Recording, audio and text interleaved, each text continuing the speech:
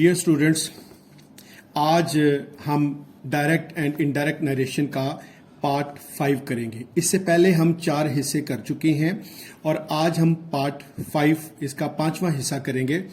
और आज सिचुएशन इस तरह की है कि when reported speech is imperative, यानी जब कॉमास के अंदर वाला जो हिस्सा है जिसको हम रिपोर्टेड स्पीच कहते हैं, अगर वो इम्पेरेटिव सेंटेंस हो तो उसको हम किस तरह से चेंज करेंगे। आज की वीडियो उस पर बेस है।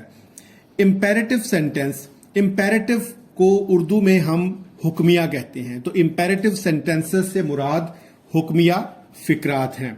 अब हुक्मिया फिकरात यानी इम्पेरेटिव सेंटेंसेस में कुछ सेंसेस पाई जाती हैं। वो सेंसेस इस तरह से होती हैं कि वो ऑर्डर की सेंस उसमें होती है, एडवाइस की सेंस हो सकती है, रिक्वेस्ट की सेंस हो सकती है, या फॉरबिड यानी किसी चीज से मना करने की सेंस जो है वो हो सकती है। तो अगर आप सेंटेंसेस को देखते हैं और आप ये समझते हैं कि उनके अंदर हुक्म है या नसीहत है या दरख्वास्त की गई है या किसी चीज से मना किया गया है, तो इट मीन्स कि वो इम्पेरेटिव सेंटेंस है। अब इम्पेरेटिव सेंटेंस की एक और बड़ी पहचान ये है कि इम्पेरेटिव सेंटेंस हमेशा first form of the verb से स्टार्ट होता है। For example, bring a glass of water. अब आप देखिए यहां पे वर्ड है bring, first form of the verb है।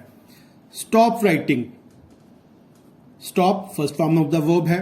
Run fast, run first form of the verb है। Do not waste time, waste first form of the verb है। Please help me, help first form of the verb है। तो इस तरह के sentences आए तो आपके जहन में ये फौरन आना चाहिए कि ये इंपेरेटिव सेंटेंसेस है, यानी हुक्मिया फिकरात हैं। अब ये है कि इसको हमने चेंज कैसे करना है।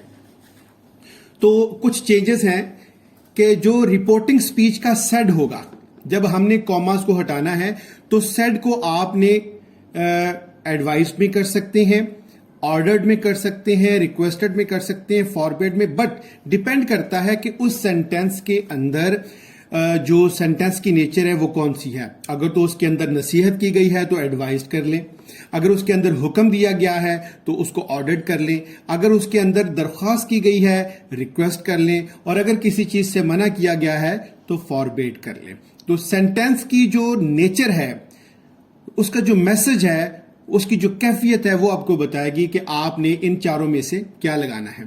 और अगली बात यह है कि जो रिपोर्टेड स्पीच और रिपोर्टिंग स्पीच के कॉमास जब हम हटाएंगे, यानी रिपोर्टिंग स्पीच के बाद जो सिंगल कॉमा होता है और जो रिपोर्टेड स्पीच इन्वर्टेड कॉमास के अंदर होते हैं, जब कॉमास हमने हटाने और दोनों हिस्सों को हमने ज्वाइन करना है, तो ज्वाइनिंग के लिए हमने जैसे पार्ट 1 में पढ़ा था कि दैट लगाती हैं, फिर हमने अगले डायरेक्ट एंड इनडायरेक्ट नरेशंस किए, उस किसी में हमने इफ लगाया, किसी में हमने जो है वो WH का सहारा लिया।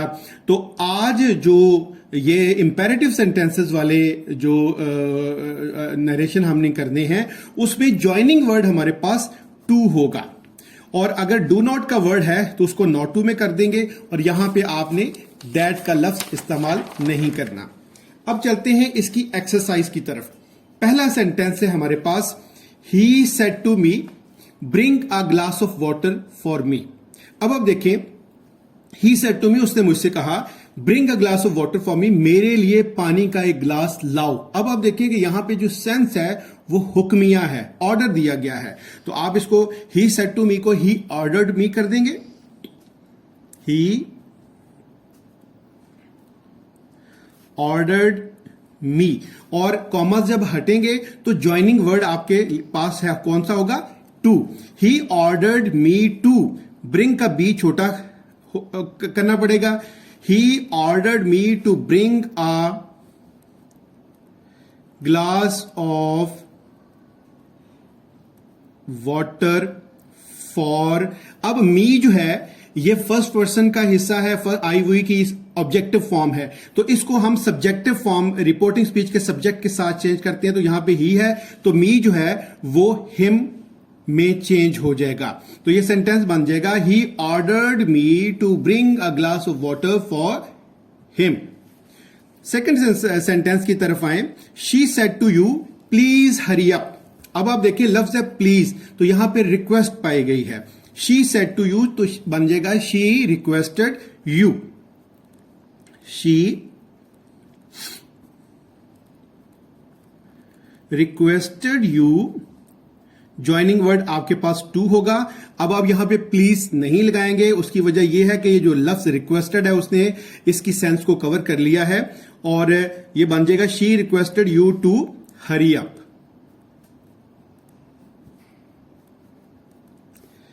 नेक्स्ट सेंटेंस की तरफ आए, gardener said to boys do not pluck flowers.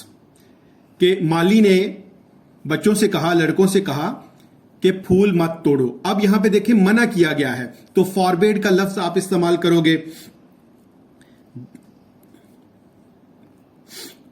Gardener forbade boys, और अब देखें जब फॉरबेड लगाएंगे तो फिर डू नॉट नहीं लगेगा, क्योंकि फॉरबेड मना किया। तो अब आप नॉट नहीं लगाएंगे, आप सिंपल आप लगाएंगे to. Gardener forbade boys to pluck flowers. एक और सिचुएशन इसको दूसरे तरह से भी कर सकते हैं कि गार्डनर बच्चों को फॉर एग्जांपल अगर रिक्वेस्ट के मीनिंग में लिखती हैं या एडवाइस के मीनिंग में लिखती हैं तो देन आप डू नॉट को नॉट टू में लिखेंगे। क्वेश्चन नंबर 3 है हमारे पास, सेंटेंस नंबर 3 है, I said to him work hard if you want to pass exam. आप इसको किस तरह से करेंगे, वर्क हार्ड, अगर भाई आप पास होना चाहते हैं तो मेहनत करो। तो इसमें आप देखें कि एक नसीहत की गई है, तो इसको हम एडवाइस में चेंज करेंगे। I advised him to work hard if, और यू जो है सेकंड पर्सन है, तो सेकंड पर्सन रिपोर्टिंग स्पीच के ऑब्जेक्ट के साथ चेंज होता है, तो ये हो जाएगा ही। इफ ही, और ये जो सिचुएशन है if you want to pass exam, ये अब पास्ट में चले जाएगी, पास्ट इंडेफिनिट में। If he wanted to pass exam, तो ये इसकी कंडीशन जो है वो बन जाएगी। सेंटेंस नंबर 4 है हमारे पास, my friend said to me give me your book. अब मेरे दोस्त ने मुझे कहा, तो उसने एक रिक्वेस्ट की है मुझसे। My friend